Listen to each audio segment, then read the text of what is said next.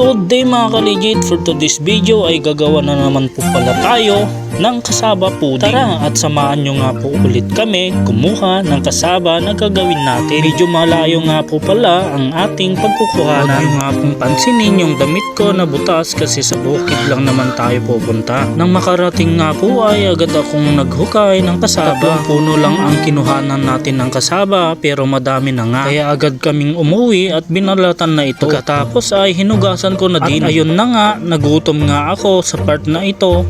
Kaya kumain na muna ako bago ko ulit ituloy ang gagawin naming pudding. Pagkatapos kumain ay agad na ako naggadgad ng mga kasaba. At ito na nga po lahat ang kasaba ng gagawin natin. Ngayon ay naglagay na nga po ako ng condensed iba, itlog at konting asin. Sa paglalagay nga po ng asukal ay tinatansya ko lang para sakto lang ang tamis niya. At nilagyan ko din po pala ng mantika ang lanera ng paglulutuan para madali natin siya i-unmold mamaya. Sa part na nga po ito ay kumukulo na nga ang tubig sa steamer. Kaya naglagay na ako ng kasaba mixture sa lanera. At tinakpan ko na ng plastic para pag nag-moist ang steamer ay di malalagyan ng tubig ang niluto natin. Matapos ang ilang minutong pag-steam, check ko nga ito kung luto na gamit ang tinidor. Nang okay na ay agad ko naman siyang nilagyan ng mixture ng condensed at egg yolk. At gamit ang takip ng kaserola ay naglagay ako ng baga para ilagay sa ibabaw ng kasaba na nilagyan natin ng condensed at egg yolk. At ito na nga guys, nakagawa nga tayo ng masarap na kasaba pudding. Tara guys, kape tayo.